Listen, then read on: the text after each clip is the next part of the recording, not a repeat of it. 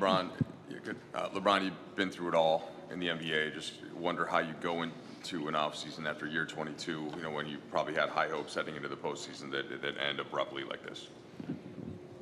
I mean, I don't know. I mean, obviously, for me, since my first NBA Finals appearance, I think in 2007, the moment I got an opportunity to be a part of that and taste that feeling, from there on, every season that I did not make it to the finals or did not win a championship has been a disappointment. So it'd be the same for me, you know. It'd be the same off season of disappointment and unfulfillment, you know, have an opportunity, you know, to play longer and give yourself an opportunity to play for the Larry O'Brien Trophy. So nothing changes for me. The fact that you're going to enter into an offseason on a roster that has Luka Doncic, that secured the number 3 seed in the West in a really tough West this year, what type of thoughts does that give you about your end game? And, you know, how many more years will we see you play? I don't know. I don't have the answer to that.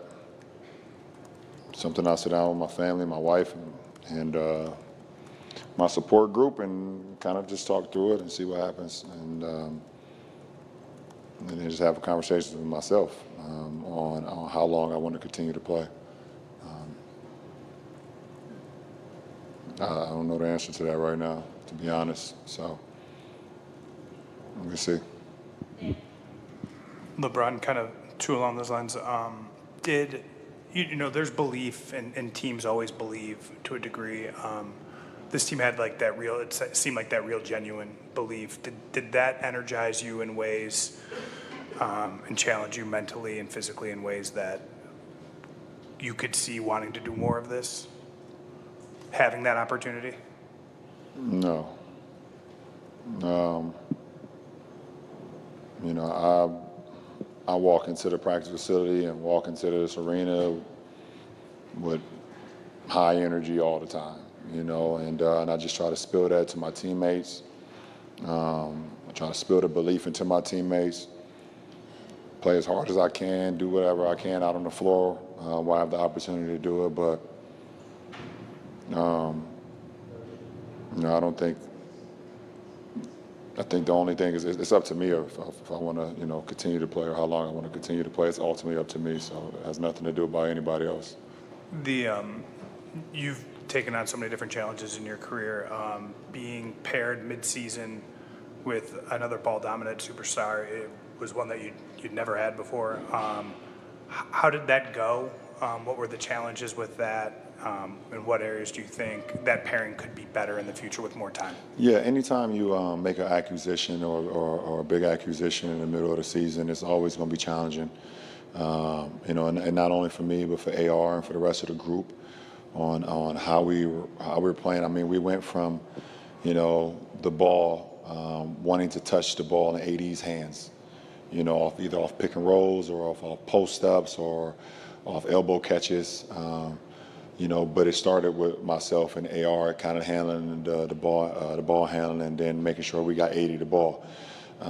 You know, and the whole obviously dynamic changed. You know, when we made the acquisition of Luka, to, you know, how can we change our approach to best fit his game, and how can we center our game around his. You know, and you know, I think it's always challenging when you make like I said, a big acquisition like that. There were times where we, you know, obviously didn't look so well, you know, a couple games early on. But I think we kind of figured it out, you know, kind of later in the season. The more and more games we had, I still don't think we had enough time to mesh. But for the time that we had, I thought we ended the regular season very well to, you know, be top 3 in the West. And obviously, we know how tough the West is. I thought that was a good test for us. And, you know, we had some challenges, but I think, you know, ultimately having a guy like that is very dynamic for any franchise. LeBron, how did, I think it was the final 12 games you guys played when you had your full unit after you returned, how did the end of regular season but also this series inform, from a team-wide perspective, the areas of improvement for next season? I don't know. I mean, obviously, we don't even Man, listen, it's a business too, so you don't know what the roster will look like next year, besides the guys that's locked into contracts. So we don't. I mean, shit, I got a lot to think about myself. So I don't know what the roster will look like. I don't know what I'm, where I stand right now. But I think whatever happens, I think JJ is going to continue to grow. I thought he had a hell of a rookie campaign for a rookie coach, and it's a lot different being a rookie coach. It's already hard being a rookie coach in the NBA, and it's a hell of a lot harder being a rookie head coach coaching the Lakers. It's a whole nother ball game. And I thought he handled it extremely well. I thought he just learned every single day. He held us accountable. He pushed us. I thought JJ and his coaching staff were great throughout the whole season. And that was pretty cool. So that's one thing for sure that you guys know for sure that would be. And here is a great, a great coach, up and coming coach that would be great for many, many years. Last two, we're going to end with LeBron and Melissa. LeBron, basically from mid-January on, right when AD got injured, you guys started playing a lot of centerless basketball, and that required a lot from you and Doe and Rui and then Vando once he got back. Just from a physical, taxing standpoint, how tough was that for the last 3.5 months to play that style, and do you feel like that caught up at all in this series? No comment. I'll never say that because my guy AD said what he needed, and then he was gone the following week. So I got no comment. I put that uniform on every night. I gave everything I had, and that's all that matters. Melissa, last question. Hey, Bron.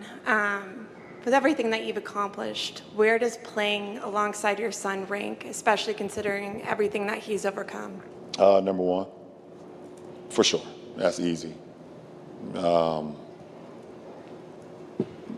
It's not even close. I mean, to be able to play the game that I love and to be able to be along my son this whole year has been one of the most gratifying, satisfying journeys I've ever been on, just to see his growth from the moment he was drafted when we were all in New York at the draft party to seeing him in Summer League, struggle early on in Summer League and pick it up towards the end. To get on the floor with him in preseason for the first time, I believe it was in Palm Springs, to getting on the court versus this Minnesota team, game one, and just to see what he was able to do every single day by just channeling his mind and his work, just putting in the work and just seeing how much he grew from, like I said, the moment from he was drafted to, doing what he was doing in the G, getting opportunities with us. Super proud of the shortcomings that he had when we played in Philly.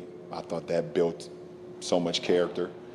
And it showed when we sat out a lot of guys at that home game when we played Milwaukee. And I just thought that he has a bright future because not only can he play the game of basketball, he's just a great fucking kid, and you can ask anybody, any one of his teammates, any one of the coaches, he's just a joy to be around. And I have to say that I have a lot to do with that. Appreciate it.